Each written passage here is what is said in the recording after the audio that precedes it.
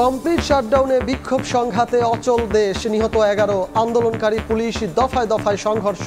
রণক্ষেত্র রাজধানীর যাত্রাবাড়ি, মিরপুর, মহাখালী, ব্র্যাক ও কানাডিয়ান ইউনিভার্সিটিতে উত্তেজনা, জেলায় জেলায় ধাওয়া পাল্টা ধাওয়া।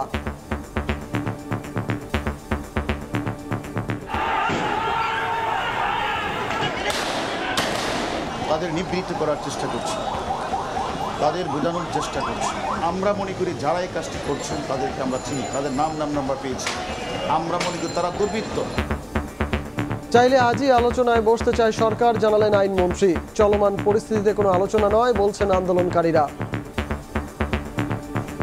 মাননীয় প্রধানমন্ত্রী তাদের সাথে আলোচনা করার জন্য আইনমন্ত্রীকে এবং শিক্ষামন্ত্রী তাকে দায়িত্ব দিয়েছেন। এটা যদি আজকে হয়, আজকেই আমরা বসতে রাজি আছি। অ্যাটর্নি জেনারেলকে নির্দেশ দিয়েছি যে আগামী রবিবার তিনি আপিল বিভাগে আবেদন করবেন। ভাইদের লাশ পড়ছে, আমরা মনে করি এই মুহূর্তে আলোচনার কোনো পরিবেশ নেই।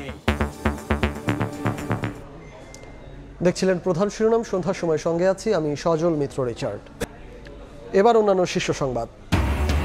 সারা দেশে বন্ধ মোবাইল, ইন্টারনেট, সামাজিক যোগাযোগ মাধ্যমে গুজব নিয়ন্ত্রণে এমন সিদ্ধান্ত, জানালেন তথ্য প্রযুক্তি প্রতিমন্ত্রী। বিতর্কিত কন্টেন্ট না সরানোয় অসন্তোষ। শিক্ষার্থীদের নিরাপত্তা বিবেচনায় 21, 23 ও 25 জুলাইয়ের এইচএসসি পরীক্ষা স্থগিত, মাউশির প্রজ্ঞাপন। পরবর্তীতে জানানো হবে নতুন তারিখ। সমুদ্র সীমার অধিকার নিয়ে 75-এর পর কোনো সরকারি কাজ করেনি, বললেন প্রধানমন্ত্রী।